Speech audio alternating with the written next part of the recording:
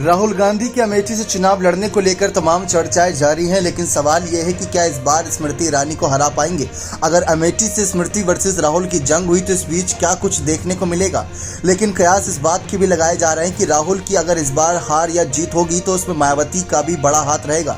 अब आप भी सोच रहे होंगे वो कैसे। दरअसल आप सभी को जानकारी दें कि 2004 या उससे पहले के भी आंकड़े देखे जाए तो जब से बसपा पार्टी गठित हुई है तो उन्होंने भी लगभग हर लोकसभा सीट पर अपने अपने प्रत्याशी उतारे, और ना सिर्फ प्रत्याशी उतारे बल्कि उनको भी अच्छा खासा समर्थन मिला।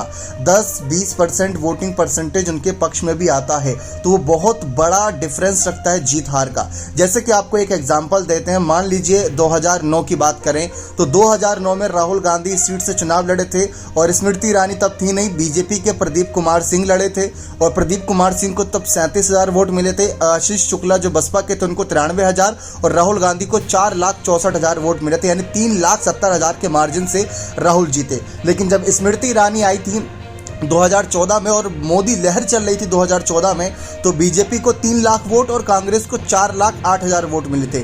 लेकिन तब भी बसपा को करीब 57,000 वोट मिले थे, यानी कि जो जीत हार का अंतर था वो बसपा के रहते हुए काफ़ी डिफरेंस कम करता है। यानी कि जो वोटर्स हैं उनको इधर उधर जाने की जरूरत नहीं पड़ती जब बसपा उतर जाती है मैदान पर, तो 50,000 से प्लस का वोट बैंक उनका बंधा हुआ है। लेकिन वही 2019 में मायावती ने खेल ये कर दिया था कि जब सपा बसपा का गठबंधन हुआ तो उन्होंने फैसला किया था कि रायबरेली और अमेठी में अपना प्रत्याशी नहीं उतारेंगे, और जब अमेठी में प्रत्याशी नहीं उतारा तो वहां पर साफ देखने को मिला जो 50,000 वोट परसेंटेज हमेशा वोट परसेंटेज नहीं, यहां पर वोटर्स की बात करें जो बसपा को जाते थे वही सारे खिसक गए बीजेपी की तरफ। जी हाँ, ये बहुत बड़ा फैक्टर था, क्योंकि अगर स्मृति ईरानी की जीत का अंतर देखें तो वो था 55,120। अब आप ये लगा लीजिए कि अगर यही बसपा ने अपना कैंडिडेट उतार दिया होता तो बसपा के कैंडिडेट उतरने से ही ये 50-60,000 वोट बसपा के पास आ जाते, तो क्या स्मृति ईरानी जीत पाती। अब आप भी सोच रहे होंगे कि सारे तो बीजेपी के पास नहीं गए होंगे, कांग्रेस में भी कुछ गए होंगे, लेकिन बात चल रही है डिफरेंस की, हार जीत के अंतर की। तो 55,000 ज्यादा बड़ा आंकड़ा नहीं था। अगर बसपा रहती तो यह आंकड़ा और भी कम हो जाता और राहुल गांधी के जीतने के चांसेस बन सकते थे।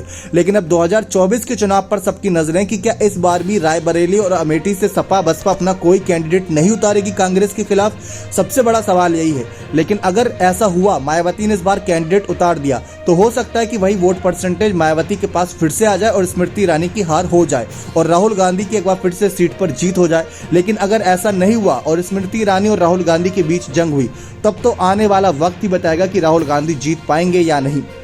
लेकिन इसमें बसपा की भूमिका भी काफ़ी अहम रहने वाली। लेकिन अगर बसपा ने तीसरा मोर्चा बनाया है, मायावती ने अकेले चुनाव लड़ने का ऐलान किया है, तो उनका सभी सीट पर चुनाव लड़ने का फर्ज बनता है। अब देखते हैं इस पर मायावती का क्या एक्शन रहने वाला है। बने रहे चैनल के साथ, ऐसी और तमाम जानकारियों के लिए बहुत बहुत धन्यवाद।